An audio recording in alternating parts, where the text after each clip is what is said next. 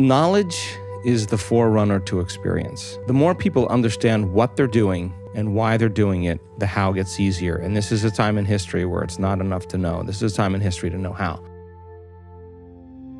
If you're reading a book about how to become more happy, or if you're reading a book on how to be a leader in your life, or you're studying the process, every time you learn something new, you add new connections to your brain. So now you have the raw materials for you to imagine even more. The act of mentally rehearsing begins to install the neurological hardware in your brain to look like it's already happened. Now, the brain is typically a record of the past, but the moment we install the neurological hardware, it becomes a map to the future. And you keep doing that, the hardware becomes a software program, which means you start thinking like a genius. You start acting like a happy person because there's no mystery there, because you installed the circuits.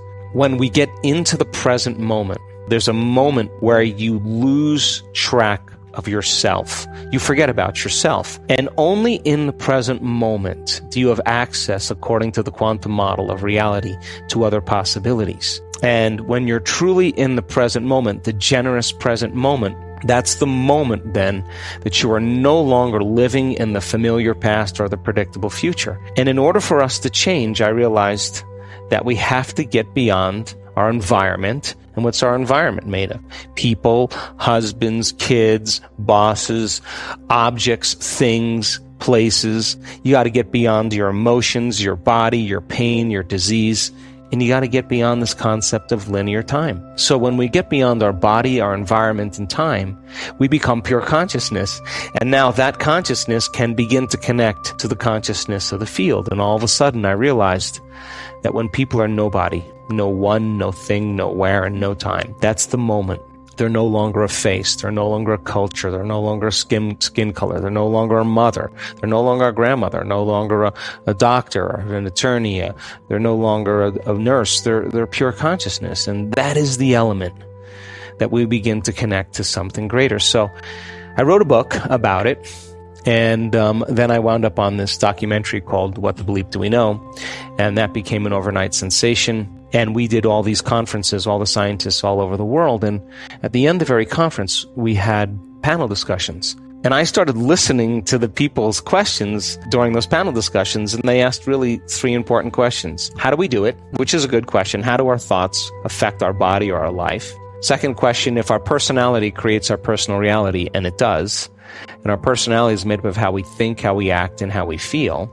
In order for me to change my personal reality, I have to change my personality. Why the hell is it so hard to change? And I thought that was a really good question. And the third thing was, what do you do? So I started teaching these Friday night, all day Saturday events and giving people the understanding of brain science and brain waves and the quantum model, and showing them pictures of neurons connecting and disconnecting, what neural nets are and how the brain works and what focus concentration looks like, and begin to create something where people could really begin to practice at home. And basically I said, okay, well, if these are the four principles that these people used in my first book to heal based on my investigation, it should work for sick people or normal people. The process is exactly the same. We got to unlearn and relearn. We got to break the habit of the old self, reinvent a new self. We got to unfire and unwire and refire and rewire. We have to prune synaptic connections and sprout new connections. Unmemorize emotions stored in the body, and then we have to recondition the body to a new mind and to a new emotion, to stop signaling the same genes in the same way and begin to signal new genes in new ways, to pull our attention and our energy out of the familiar past and begin to invest our attention and energy into a new future, to go from the known to the unknown. You know, to be honest with you, the first year I didn't see many changes. We saw some people be happier, a greater sense of well-being, but no real breakthroughs. But at the end of these introductory level courses, people would ask, can you teach another level?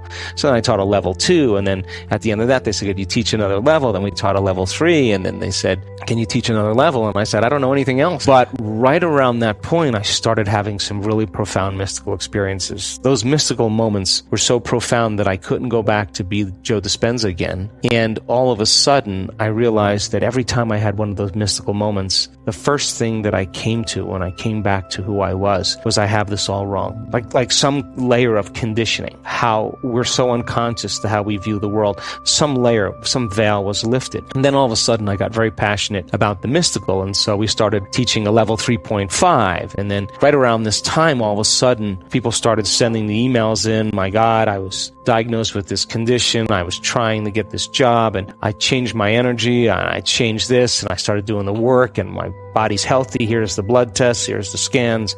And all of a sudden, we started seeing that it started to catch on. And so I wrote my second book called Breaking the Habit of Being Yourself. It was a great success, and there was a great meditation in there and a how-to. And I watched many people right around this point start to make really profound changes in their health right during our events. So we went from a level 3.5 to a level 3.5 pi, and we started seeing spontaneous remissions right in our events. And all of a sudden, I knew that I had to change everything. So then I gathered a team of scientists and researchers and said, what is going on here? I knew that it was happening in real time, so I gathered a team of researchers and scientists, and we started measuring. We started measuring brain waves. We've done over 8,000 quantitative scans on the brain, measured people that came into our event. We started doing 4.5-day, 5 days events so that we could have people for a substantial amount of time measure their brain before they came.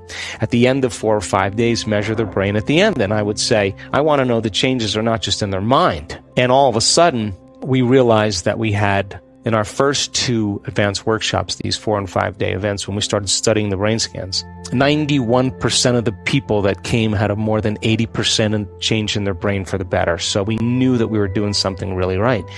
And then we started randomly selecting different people, and we started studying their brains when they were going through the process of internal change. In other words, in real time, I wanted to know what those elements were that allowed the person to connect.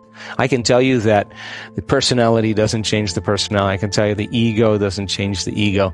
I can tell you that matter takes a long time to change matter, that the brain takes a long time to change the brain. Only when you become pure consciousness, that consciousness is the phenomena above the brain and matter.